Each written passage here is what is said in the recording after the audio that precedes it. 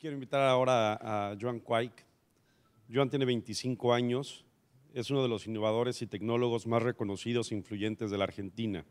Además, es autor, docente, conferencista y productor. Joan es una de las voces más vigentes en tecnologías disruptivas y paradigmas digitales de América Latina. Licenciado en Gestión de Medios y Entretenimiento, posgrado en Convergencia Multimedial, gerente de marketing para Latinoamérica en Maytronics, docente universitario en UADE, columnista de tecnología y sociedad en Infobae, La Nación y C5N. Nominado por la revista Apertura y la Red Innova como uno de los innovadores sociales y emprendedores tecnológicos más destacados de Argentina en el 2015. Estuvo presente en eventos tales como TED, Red Innova, Social Media Day, Open Data Day, Educando al Cerebro, Hackers y en unos días en la Conferencia de Innovación Global Emerge Americas en Miami. Bienvenido, Joan. Hola. ¿Funciona el audio? ¿Me escuchan? ¿Me escuchan bien? Gracias por la presentación. Ante todo, quiero agradecerles a la organización, a Ignacio, a Tony, a los asistentes. La verdad que están dando lazos de networking y realmente de relacionamiento que son muy importantes y muy destacados para lo que es América Latina. Y también, especialmente a Santiago Ciri, también persona que vengo siguiendo hace bastantes años y que admiro mucho por su capacidad intelectual y por otra vez poder exponer luego de él en este foro. La conferencia que voy a dictarles, la ponencia que voy a dictarles, trata acerca de lo que es la innovación disruptiva. Todo lo que es el paradigma de las tecnologías disruptivas y los paradigmas digitales que hoy en día realmente están presentes como sociedad. Vemos muchos avances en la prensa, vemos muchos avances en modificaciones en modelos de ingresos, vemos muchos avances en transformaciones políticos, sociales, industriales, a partir del motor de cambio que es la tecnología. Y realmente tenemos que ser conscientes de todo el escenario que se está produciendo. Entonces, la idea es otra vez, es mostrarles el panorama de lo que está pasando a nivel tecnológico hoy en día y un poco también de lo que es casos en América Latina, específicamente, que estuvo relacionado directamente en los últimos años. Entonces, un poco para introducir la agenda de la ponencia de hoy en día, vamos a hablar acerca de la introducción a este mundo, un poco acerca de cómo fue la evolución biológica versus la evolución tecnológica. Vamos a hablar un poco acerca de cuáles fueron estos hitos, estos puntos de inflexión, estos momentos clave en los cuales la tecnología como motor de cambio empezó a transformar muchos ejes de la vida cotidiana, muchos ejes de las estructuras de negocio, muchos ejes culturales y sociales a lo largo de la historia humana, para después pasar al segundo capítulo, que son las tecnologías disruptivas. Un concepto que hoy en día está en auge, que hoy en día quizás lo oyeron nombrar en la prensa, quizás lo oyeron nombrar la disrupción aplicada a diferentes ejes. La disrupción no solamente es tecnológica, sino se aplica hoy en día a diferentes ejes de la vida cotidiana, para empezar a ver el escenario actual 2016. Es decir, cuáles son las tecnologías más prometedoras y cuál es esta foto que hoy en día tenemos para considerar y para poder tomar para generar nuevos modelos de negocio, para generar nuevos cambios de hábito sociocultural y para hablar de las tres más prometedoras y las que tuve relación directa en los últimos años, que son la robótica, mi campo de expertise principal. Yo trabajo para la empresa Maytronics, es una firma israelí que se dedica a manufactura y comercialización de robots limpiadores de piscinas. Quizás algunos lo oyeron nombrar, los Dolphin. Fue el primer robot doméstico que ingresó a América Latina. Mi expertise es del lado de negocios y del lado comercial en cuanto a inserción de autómatas inteligentes en América Latina. La impresión 3D y las manufacturas aditivas, tecnología que las tres estuve muy relacionada en el año 2014 y en el año 2015, desde el lado del impacto social de la tecnología de la impresión 3D y de la tecnología de realidad aumentada, realidad virtual y lo que es las realidades mixtas que se están generando y están prometiendo una nueva forma de generar y consumir contenidos. Entonces, vamos a tratar de hacer un recorrido en cuanto a antecedentes, en cuanto a proyecciones comerciales, en cuanto a cambios de hábitos socioculturales en relación a estas tres tecnologías, para después hacer una breve conclusión, una breve síntesis acerca de cuáles son los escenarios disruptivos. Es decir, cuáles van a ser los diferentes escenarios, valga la redundancia, en los cuales nos vamos a enfrentar a un corto y mediano plazo en relación a todo este gran avance exponencial tecnológico. Les pido por favor, si tienen alguna pregunta, la anotan. Para el final hacemos la ronda de preguntas y respuestas para así seguimos con el hilo de la presentación.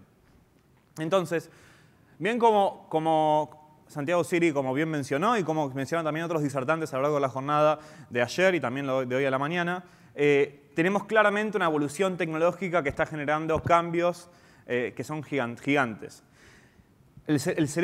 La masa muscular del cerebro humano es la misma desde Tutankamón hasta hoy en día. Creció realmente a ritmos muy chicos.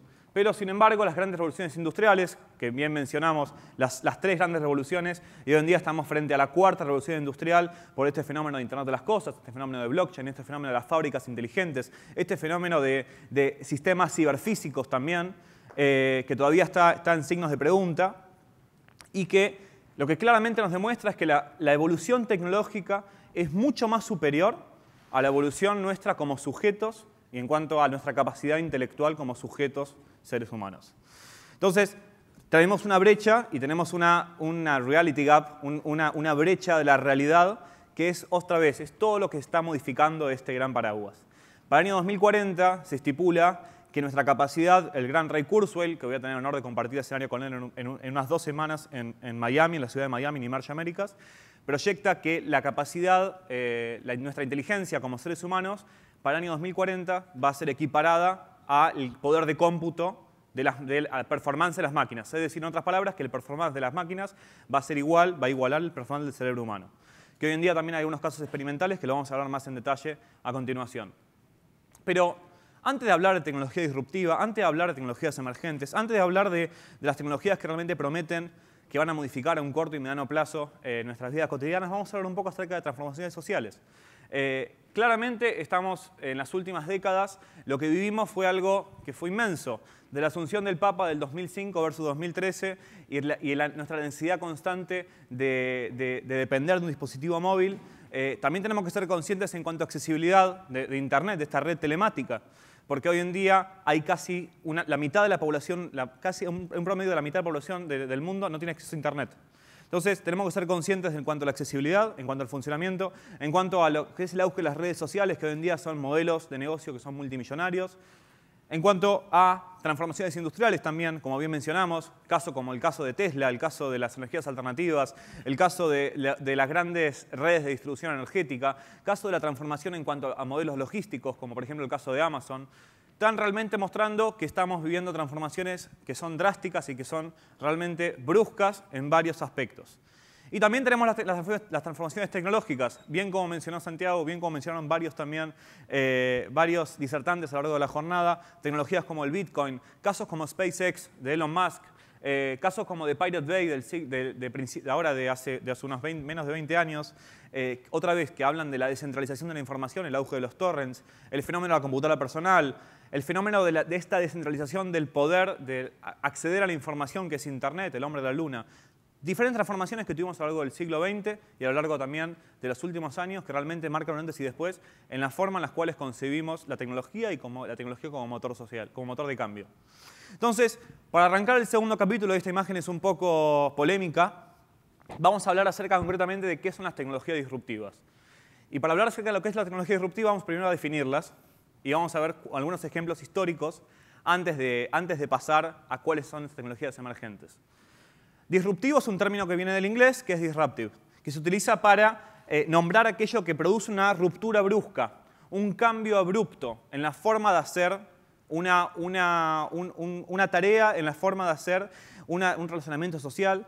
Una tecnología disruptiva es una innovación que genera el desplazamiento de productos o servicios y que en cuanto a funciones, en cuanto a prestaciones, es mucho más superior que la tecnología antecesora. Entonces, bajo esta definición, tenemos a lo largo de la historia un montón de ejemplos. Del transistor a la válvula, de la telefonía fija a la telefonía móvil, de la fotografía clásica a la fotografía digital. Hay muchísimos, de la red eléctrica a la energía distribuida, de la impresora offset a la impresora digital. Hay un montón de ejemplos claros. También tenemos que ser conscientes que estas tecnologías establecidas hace un tiempo también fueron tecnologías disruptivas. Todo es un ciclo también que va teniendo. Entonces, después de ver estos ejemplos de innovaciones disruptivas, vamos a hablar un poco acerca de cuáles son las características de estas tecnologías. La primera es la potencialidad o el alcance. Otra vez, el Bitcoin, por ejemplo, el blockchain, tecnologías como la impresión 3D que prometen democratizar la producción, tecnologías como la robótica también que tienen un impacto muy fuerte en lo que es el futuro de los empleos, el futuro laboral, tiene una potencial y un alcance que es enorme. Y por otro lado, nos van a impactar a todos directa o indirectamente. Van a impactar a toda la humanidad directa o indirectamente. Tienen la potencialidad de cambiar y de ir hacia todos. Esto es fundamental poder entender, que todo lo que vamos a hablar de ahora en más tiene la potencialidad y el alcance de impactar a toda la humanidad directa o indirectamente. Y como tercer punto, van a modificar y van a generar nuevos paradigmas. Paradigmas económicos, paradigmas sociales, paradigmas políticos. Van a modificar la forma en la cual hacemos modelos de negocios, van a modificar la forma en la cual hacemos modelos de ingresos, van a modificar las formas en las cuales encaramos realizar una startup, financiar, por ejemplo, una startup, van a modificar leyes, van a modificar hábitos socioculturales. Tenemos que ser muy conscientes de todo de las grandes transformaciones que van a generar. Entonces, si vemos un poco el escenario 2016, el escenario actual, estas son algunas de las tecnologías que realmente prometen esta gran premisa de modificar aspectos sociales, aspectos culturales, aspectos tecnológicos.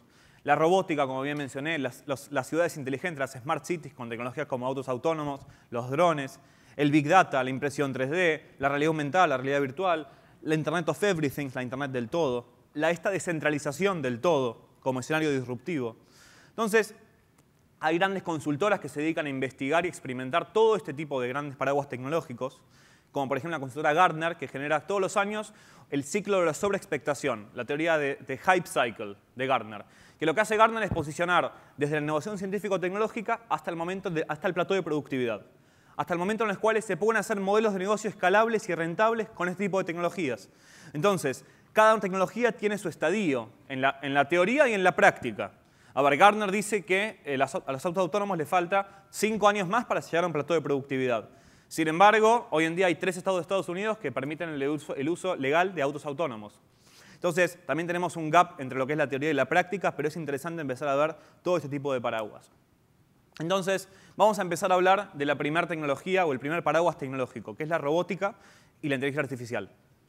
Este es el paraguas que más relación tengo directa.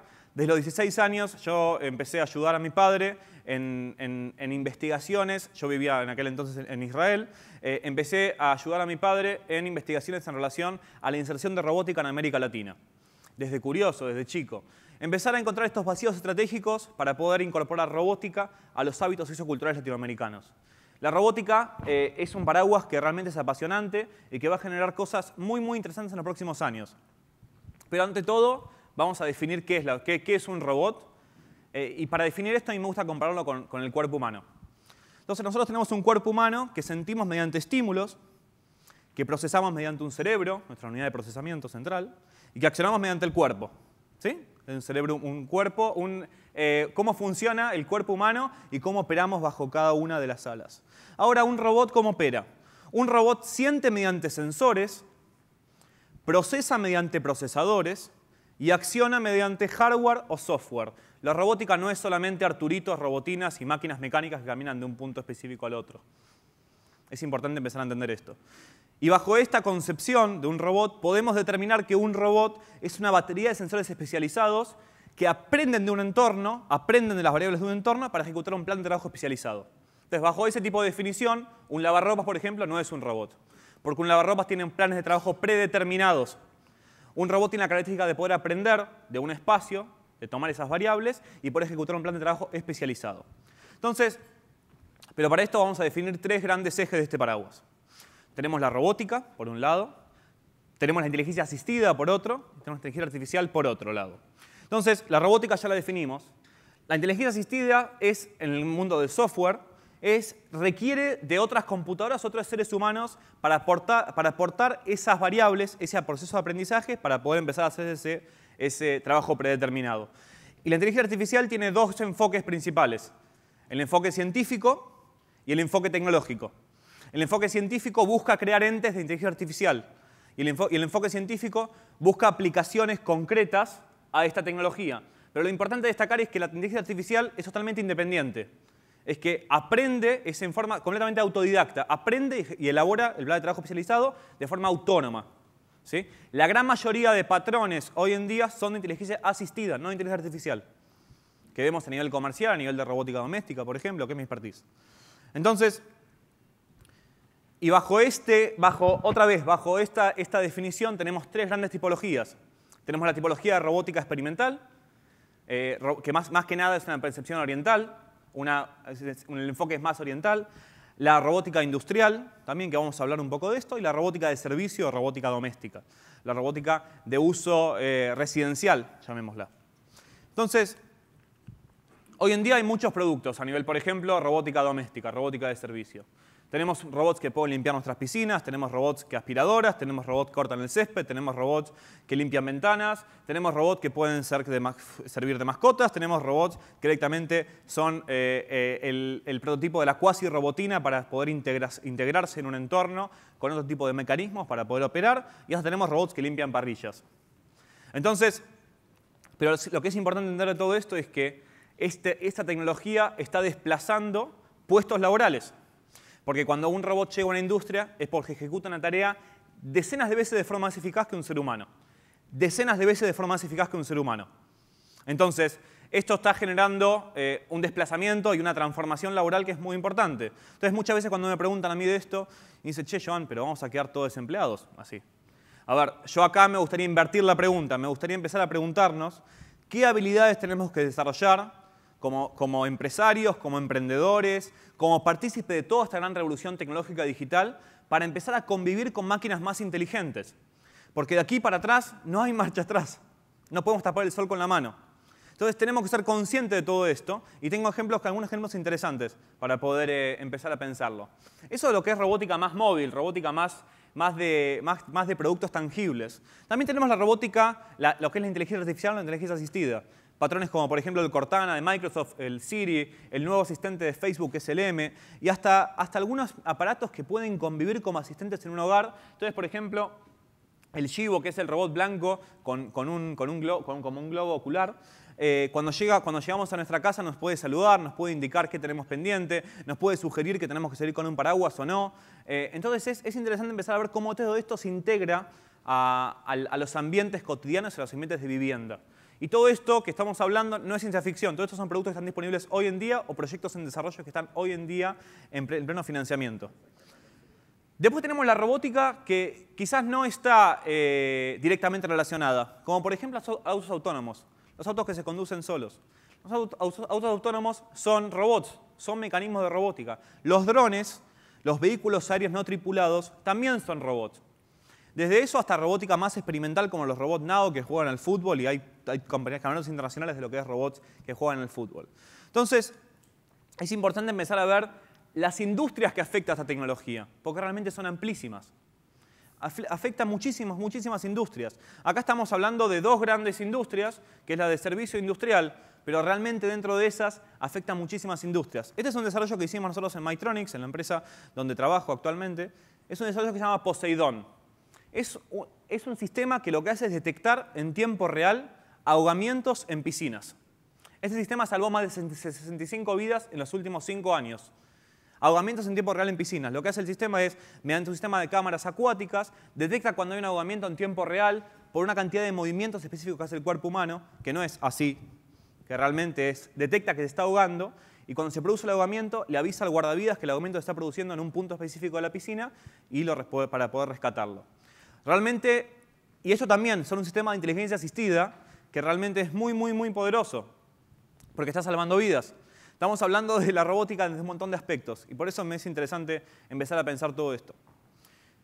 Uno de los desarrollos más interesantes que empecé a observar en cuanto a inteligencia asistida en el último año es la plataforma Eternity.me. Esta es una captura de pantalla, la que está a su izquierda. Es una captura de pantalla de Black Mirror, la serie, no sé si alguno la vio, del primer episodio de la segunda temporada.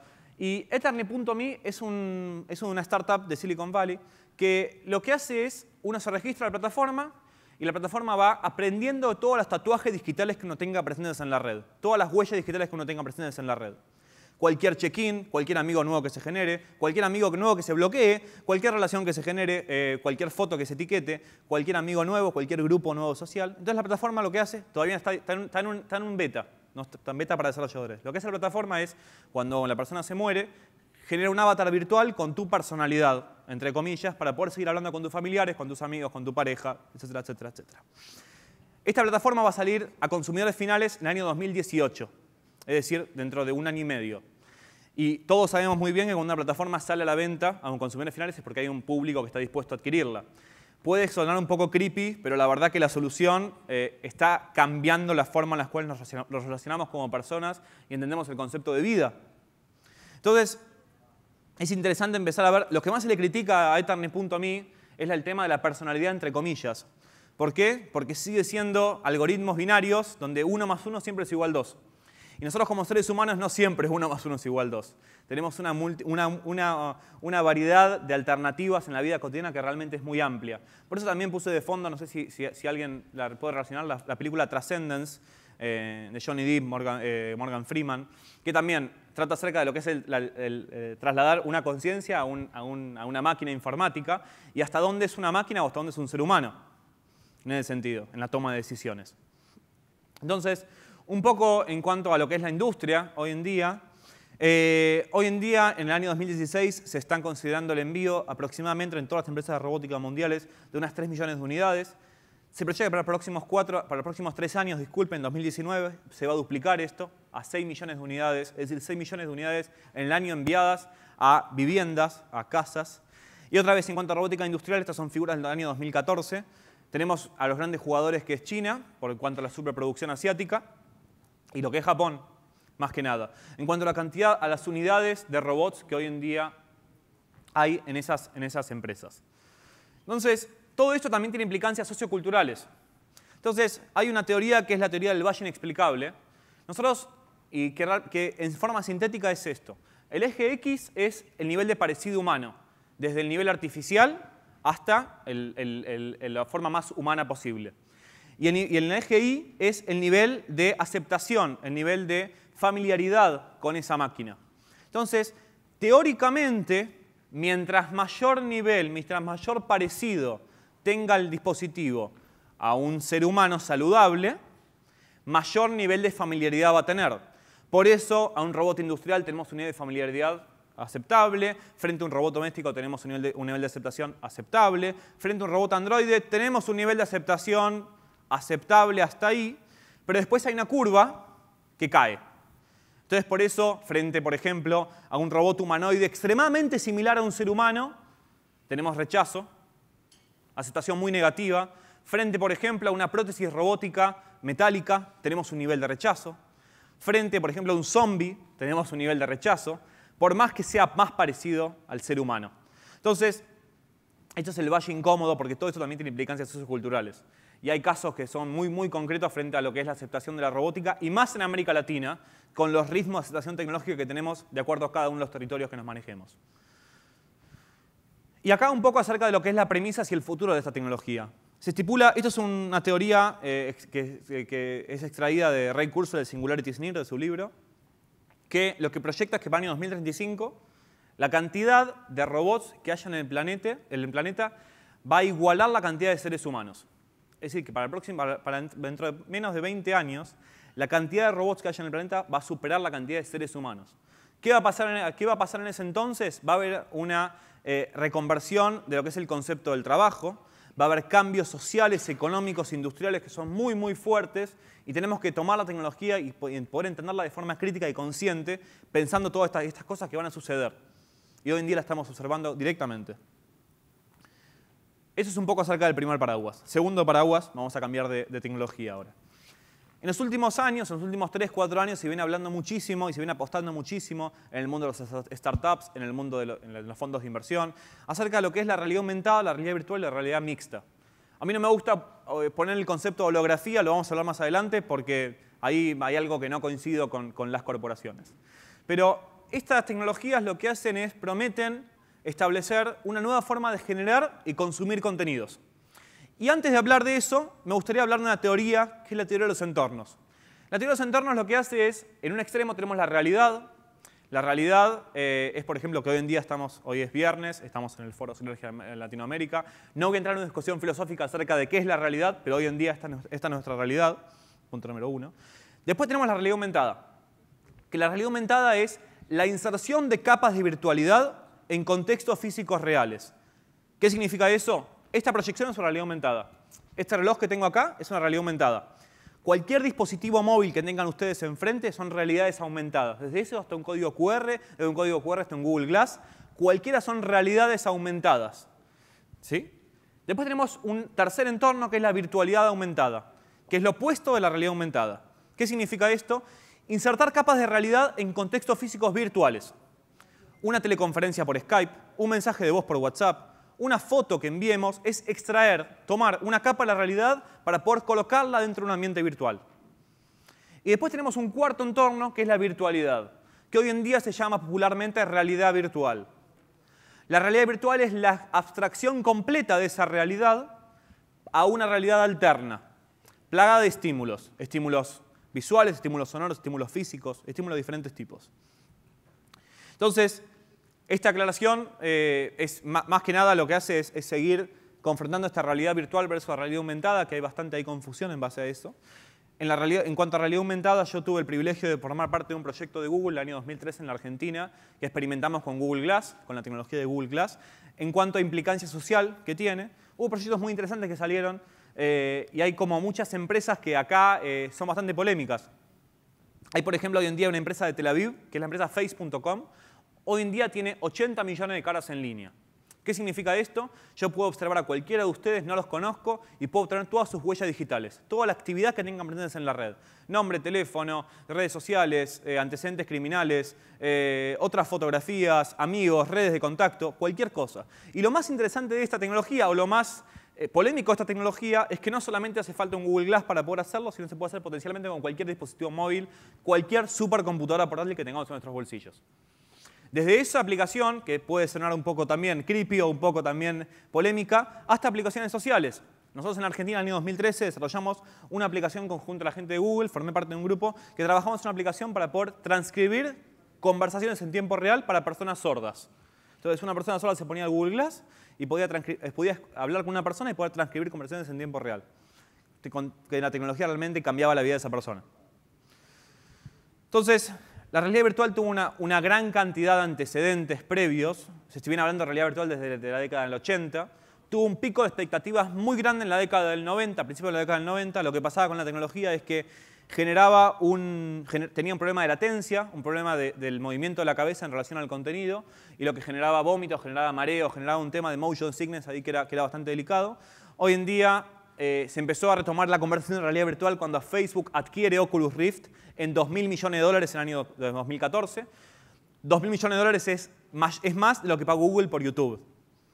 En cuanto a proporciones económicas, es importante empezar a tomar la proporción que está teniendo todo esto. Entonces, las industrias afectadas bajo este campo son enormes. Afectadas, por ejemplo, entretenimiento digital, turismo, tratamiento de terapias, teleoperaciones, salud, educación, deportes y grandes espectáculos. Son nada más la punta del iceberg de todas las industrias que está afectando y la potencialidad que tiene esta tecnología, que realmente es enorme. Entonces, para los que no conocen la tecnología o nunca la pudieron experimentar, imagínense que puedan tener cualquiera de ustedes un casco que los pueda transportar a un tiempo o un espacio determinado. Ese tiempo o ese espacio determinado puede ser un pasado, un presente, un futuro. Con ese casco uno puede revivir experiencias que son imposibles de vivir, como por ejemplo revivir no sé, el primer recital de los Beatles en primera fila en The Cavern, o poder trasladarse a la primera fila a un estadio de fútbol y poder sentir que uno está en ese estadio de fútbol, bajo una cantidad muy grande de estímulos visuales, estímulos sonoros, estímulos físicos. Nosotros en Argentina, en el año 2014-2015, estuve vinculado a dos grandes proyectos. El primero era con un grupo de psicólogos liderado por Fernando Tarnogol. Lo que desarrolló Fernando y un grupo de psicólogos muy grandes con inversión también de Estados Unidos es un tratamiento de fobias y trastornos de ansiedad usando realidad virtual, que realmente es otra aplicación de la tecnología que fue nunca antes vista. Tengo algunos ejemplos acá para mostrarles de algunas aplicaciones que puede llegar a tener la realidad virtual, que me parece que son interesantes para ver en conjunto.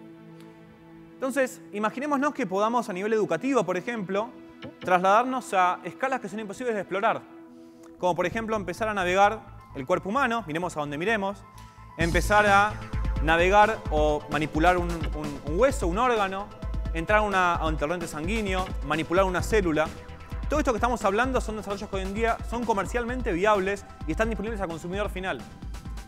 Les aseguro, yo en el año 2014, en las primeras experimentaciones con realidad virtual, yo tengo sobrinos chiquitos y les hice probar para navegar como si fuera el espacio usando realidad virtual. No soy un especialista en educación, pero les aseguro que lo que aprendieron a partir de esa experiencia fue mucho más efectivo que la lectura de un libro o un material audiovisual en forma editorial junto a esa experiencia. Porque también tienen otro contexto con la tecnología, otra relación con la tecnología. El mundo de los videojuegos, por ejemplo, es una tecnología que más prometedoras son. Imagínense, por ejemplo, poder estar en una plataforma que se muevan donde se muevan, van a estar dentro del contenido, que puedan disparar. Nosotros en Argentina, junto a la Universidad Tecnológica Nacional, desarrollamos un chaleco que cuando uno le disparan en un videojuego, se hace una descarga eléctrica en el cuerpo del jugador. Una leve descarga eléctrica. Sí, tampoco es que una leve descarga eléctrica. Pero otra vez, son experiencias más inmersivas. Acá está Chocho, el usuario. Y además está usando tecnología que ya tiene 2 años de antigüedad. Pero bueno, esto es muy gracioso. Entonces, las implicancias socioculturales que tiene esta tecnología son gigantes. La que está ahí al costado es mi tía abuela, tiene 93 años. Estábamos en la casa de mi prima y yo tenía en el auto un casco de realidad virtual. Y le dije, abuela, te voy a subir una montaña rusa en el living ahí de la casa de mi prima. Estaba chocha, no lo podía creer. 93 años. Esta es la primera vez que probé el Oculus Rift también. Pero también tiene unas implicancias y hay algunas cosas que no podemos debatir ni mostrar porque no son muy seguras para el trabajo, como la imagen ahí que está arriba. Hay muchas industrias que están acá vinculadas, están generando nuevos contenidos en el mundo audiovisual, nuevos contenidos en el mundo del entretenimiento en general, nuevas formas de poder consumir televisión, de poder consumir cine, de poder empezar a enriquecer la industria editorial, que son muy grandes. Entonces hay que ser muy conscientes de todo lo que está pasando. Un poco acerca de cuáles son los dispositivos accesorios para este año. Se proyecta que para el 2018, para los próximos 2 años, la industria de la realidad virtual va a valer 4.000 millones de dólares.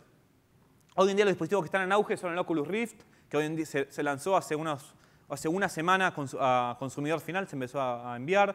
El Samsung Gear para dispositivos S6, S7, que lo que hace es desarrollar un sistema operativo basándose en la realidad virtual. Tenemos el Google Cardboard, que otra vez es la masificación tecnológica de cartón, que es interesante. PlayStation va a sacar su dispositivo ahora en agosto de este año, en 2016, con experiencias para PlayStation 4. Tenemos un montón de cantidades también de accesorios para poder mover las manos, para poder interactuar con nuestros brazos, para poder movernos, para poder ponernos como si fuera un barbijo y poder sentir con calor, poder sentir vibraciones, poder sentir olores. Hasta hay chalecos completos que cuando a uno le pegan en una parte del cuerpo puede sentir ese golpe usando esta realidad virtual. Cada vez más se va complejizando más y se van logrando experiencias más inmersivas en este sentido.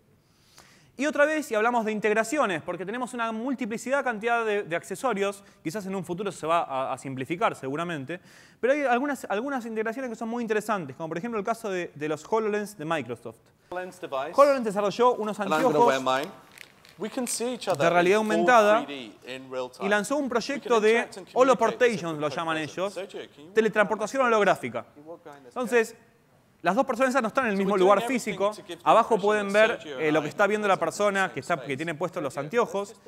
Entonces, bueno, realmente está transformando muchísimo la forma de relacionarnos socialmente y la forma en las cuales entendemos la comunicación y las relaciones sociales bajo este sentido. Son algunos proyectos que son muy interesantes. Y un proyecto que me súper fascinó hace un mes aproximadamente, 2 meses, fue el Oculus Social. Cuando Facebook adquirió en el año 2014 Oculus, la empresa Oculus, Mark Zuckerberg dijo, son una cita de Mark Zuckerberg, que Facebook tiene la potencialidad de crear la plataforma más social que jamás haya existido. Bajo este sentido, Oculus Social es un proyecto que está en alfa, ni siquiera está en beta. Se lanzó hace unas semanas para Samsung Gear, para Samsung. Y lo que desarrolla son como salas de chat. Cuando uno se pone el casco, uno mueve la cabeza y uno está dentro de ese contenido. Entonces, de repente, un amigo mío que tiene un S6 me prestó el casco y hace un mes más o menos y me empecé a entrar a Oculus Social y de repente estaba con 4 personas de Nueva Zelanda viendo una película y movía mi cabeza. Entonces, la primera reacción, tenía una chica al lado que me dijo, "Can you talk?" Y mi primera reacción fue, moverme con la cabeza así. Me dice, OK, you can talk. Vos no podés hablar.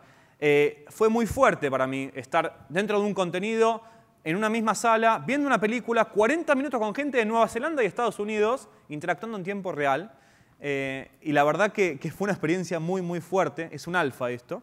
Pero quizás en un futuro Facebook o una red social, la red social que tenga mayor alcance y que más use, puede acceder a los límites de un dispositivo móvil, puede acceder a los límites de una pantalla para poder hacer integraciones a un sistema que mire a uno donde mire, va a estar ahí adentro interactuando con otras personas. Es un poco acerca de lo que es realidad aumentada, realidad virtual. Impresión 3D.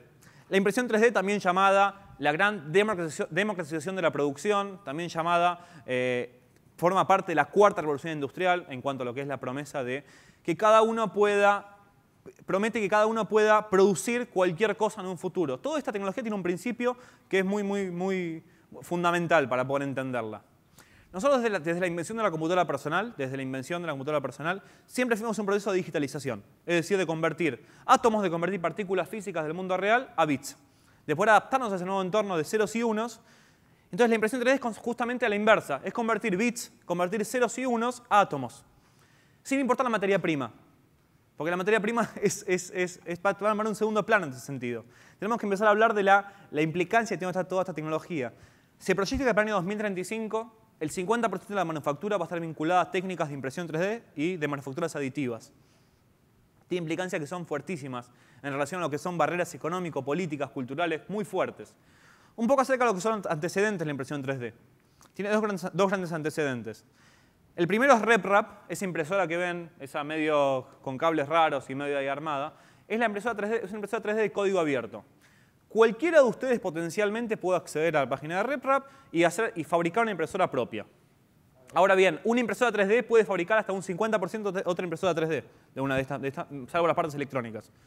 Entonces, esa tecnología que empezó a surgir cuando vencieron las patentes de la primera impresora 3D a fines de la década del 80, junto a la mano de Thingiverse. Thingiverse es hoy en día el repositorio, la librería de archivos de impresión 3D más grande del mundo.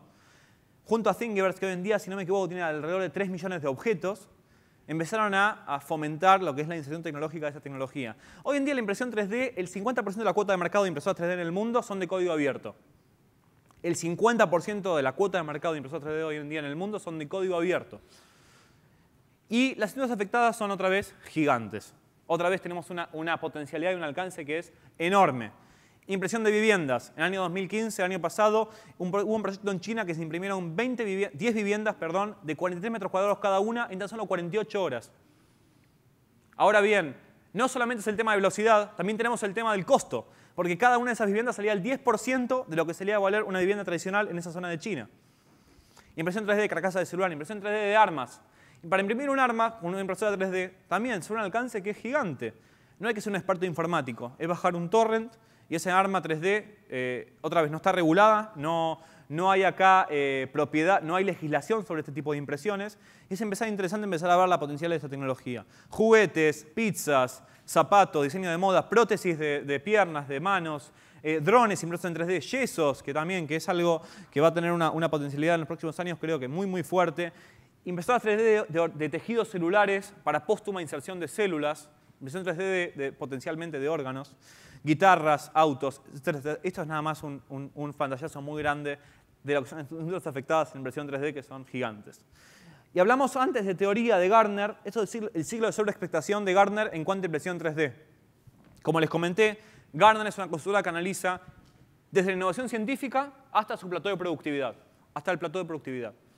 Y lo que hace es colocar cada una de las tecnologías, los estadios de la tecnología, en un punto y colorearlas en un color. Entonces, por ejemplo, tenemos en pico de expectativas a la impresión 3D en cuanto a medicinal, en cuanto a tejidos celulares, en cuanto a organismos, en cuanto a impresión 3D de consumo masivo. Y hoy en día ya está generando un montón de dinero lo que es, por ejemplo, impresión 3D para prototipado rápido, impresión 3D para dispositivos para escuchar, escáner 3D. Impresión 3D corporativa tiene un alcance que es gigante. Y cada una de estas tecnologías tenemos que ser conscientes, y lo que nos ayuda a este tipo de teorías es anticiparnos y adaptarnos. También para no llegar a ese entorno, para no llegar justo al punto donde todos van a estar compitiendo en ese océano rojo, pero también para tampoco quedar obsoletos. Un poco acerca de unidades enviadas en cuanto al mercado de impresión 3D. Este año la verdad que tuvimos y se proyecta un crecimiento abismal en cuanto a cantidades de impresoras, y para el año 2017 se proyecta otra cantidad abismal. Lo que es coloreado verde es consumidor final, lo que es coloreado azul es industria. es industria más corporativa. Tenemos un crecimiento que es gigante. Hoy en día casi estamos cercanos, en 2016 se van a enviar alrededor de 600.000 unidades de impresoras 3D en el mundo. La verdad que es súper interesante cómo está mutando este fenómeno. Hubs en el mundo cada vez se desarrollan más. Ya en el año 2013 se fundó en Argentina, en Buenos Aires, el primer bar de impresión 3D donde uno pudiera tomar algo e imprimirse lo que quiera potencialmente. En ese bar también se gestó y estuve involucrado desde la parte de comunicación la primera prótesis de una mano impresa en 3D en la Argentina, que la verdad que es muy interesante empezar a ver cómo esta tecnología tiene la brecha esta gigante de imprimir una prótesis de una mano hasta un arma. Entonces, un poco acerca de lo que son los impactos socioeconómicos de todo esto.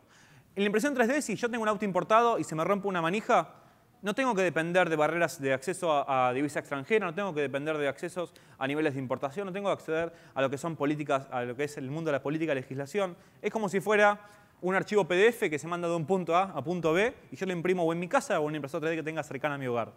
Potencialmente desde eso hasta si me gusta una receta de un chef de Tailandia, yo puedo, ese chef me vende la receta y yo la puedo replicar esa receta en impresora 3D de alimentos. En un futuro quizás eso no va a ser una locura, no va a ser ciencia ficción. Desde eso hasta lo que les mencioné, una prótesis de una mano. Una prótesis impresa en 3D de una mano ronda los $50 de costo aproximadamente. Una prótesis mioeléctrica de la misma funcionalidad ronda los $40.000 en América Latina, específicamente en Argentina, Uruguay. Ronda los $40.000 de costo. De $50 a $40.000 de costo, cuya funcionalidad es exactamente la misma. Todo esto lo que nos está generando es una producción menos masiva y cada vez más especializada. Una producción cada vez más masiva y menos especializada que está generando un montón de adaptaciones económicas, sociales, políticas. También tenemos todo un tema de derecho de autor, de todo lo que es copyright en ese sentido. Yo imprimo un Mickey Mouse acá y no le pago derechos a Disney en ese sentido. Así con cualquier dispositivo, si se me rompe la tapita de este puntero, también todo lo que es el trabajo colaborativo y el open source tiene también sus implicancias. Y un poco para finalizar, estoy bien de tiempo, vamos a hablar un poco acerca de lo que son los escenarios disruptivos. Es decir, todas las tecnologías, vimos tecnologías que hoy en día están de base, que generan millones de dólares, un montón de negocios muy escalables, vimos a lo largo de toda la jornada. Tenemos una cantidad de tecnologías emergentes, pero también tenemos unos escenarios disruptivos, es decir, los escenarios que vamos a convivir en un futuro cercano, que vamos a ser partícipes a mediano y a corto y a mediano plazo. Y algunas preguntas que tenemos que empezar a considerar es cómo adaptarnos, cómo poder anticiparnos, qué habilidades tenemos que desarrollar para poder convivir con todas estas tecnologías, cómo podemos aprovechar todas estas grandes tecnologías para poder enfrentar las grandes crisis y problemáticas mundiales, usando todo esto. ¿Cómo podemos empezar a mejorar el bienestar económico, el bienestar social bajo todos estos grandes paradigmas?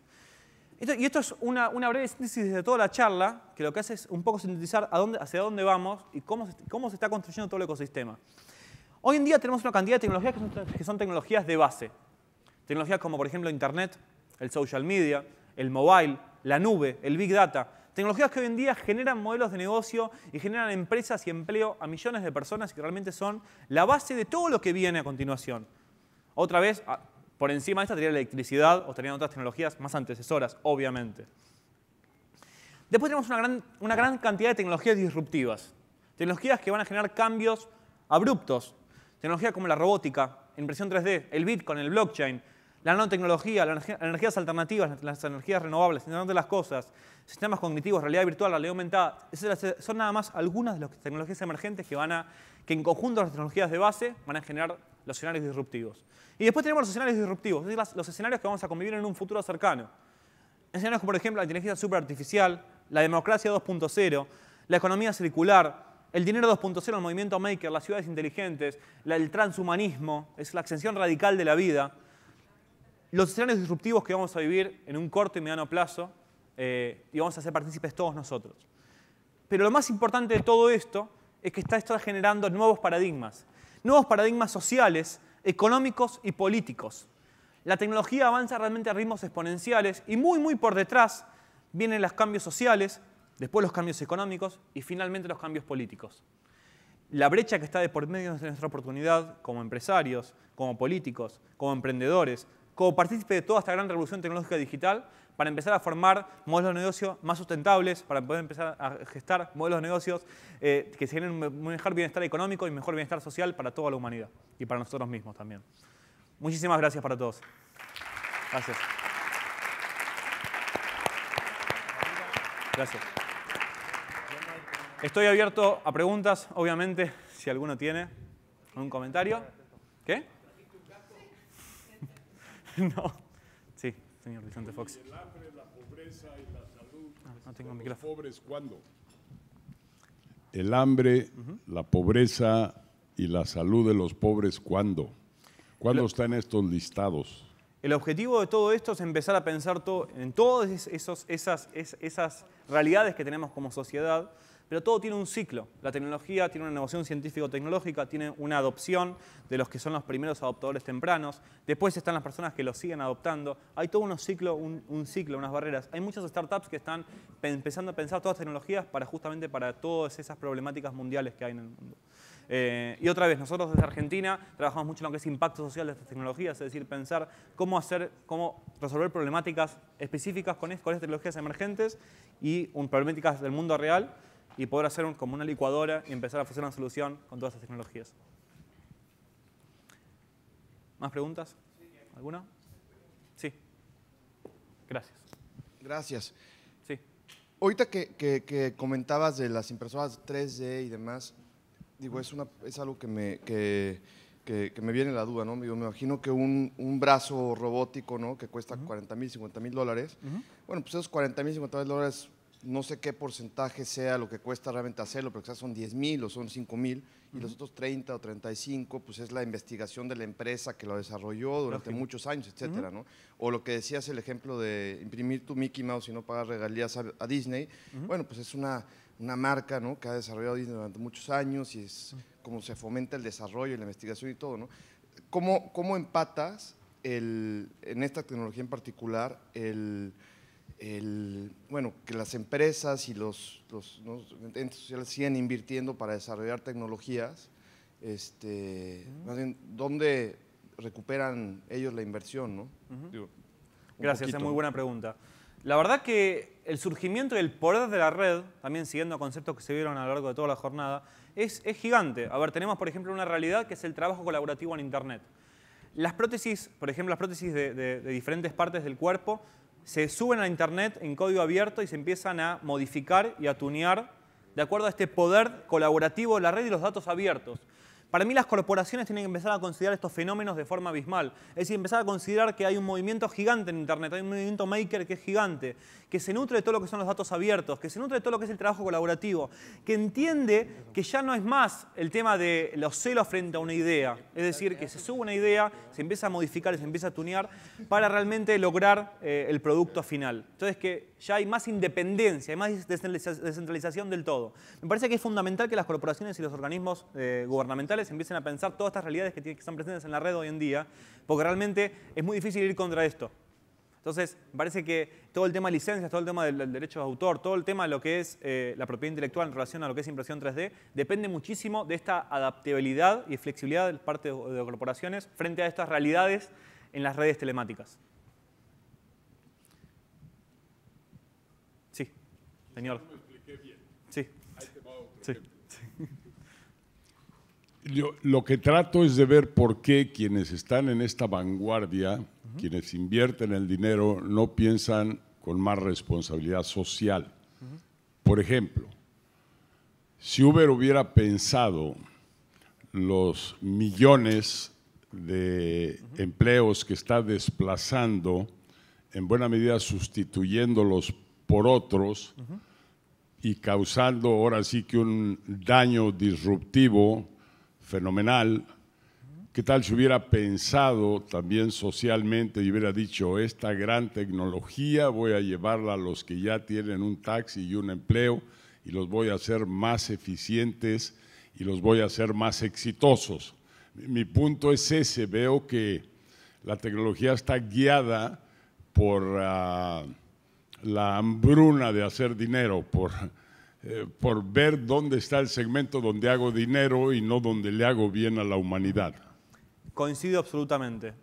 Las corporaciones y los organismos que trabajan en el desarrollo de tecnologías emergentes tienen ideología monetaria, ante todo.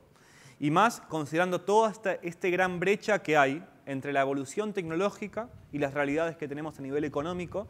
Porque muchas empresas, por ejemplo, los protecistas, frente a las que son las prótesis empresas en 3D, no están muy contentos con el negocio. la gente que trabaja manejando vehículos está contento con la inserción de sistemas que trabajan en cuanto a economías compartidas, como por ejemplo Uber, o autos directamente que se manejan en forma autónoma. El tema es que la comodidad, esta zona de confort que tienen las empresas, los gobiernos y también la sociedad en general frente a esta adaptación tecnológica.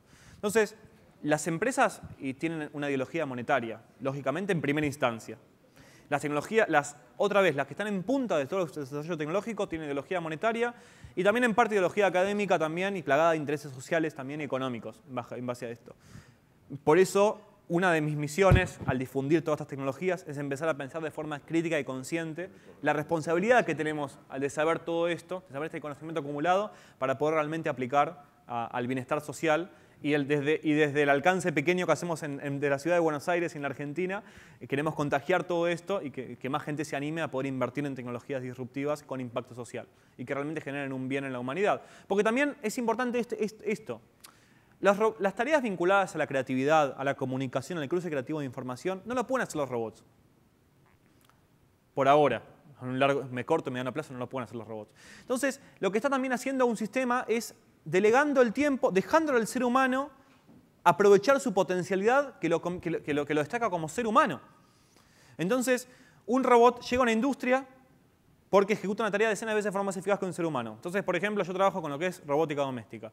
Entonces, la gente que se dedica a mantenimiento de piscinas, por ejemplo, y se desplaza el trabajo de labor porque hay un robot que ejecuta su tarea en forma autónoma, yo tengo, por ejemplo, clientes que en vez de limpiar en forma manual, adquirieron 10 robots, entonces multiplicaron 5 veces su modelo de ingresos. ¿Por qué? Porque en vez de hacer 5 casas por día, hacen 10 por día y ellos directamente lo que hacen es recoger los robots y cobrarle a los consumidores finales. Entonces, se están generando también modelos de ingresos nuevos en todo esto. Pero otra vez, la ideología monetaria es clara, la realidad entre la exponencialidad tecnológica y los cambios económicos, sociales y políticos es gigante y por eso tenemos que tener la responsabilidad y realmente la predisposición de poder modificar a nivel social todo esto.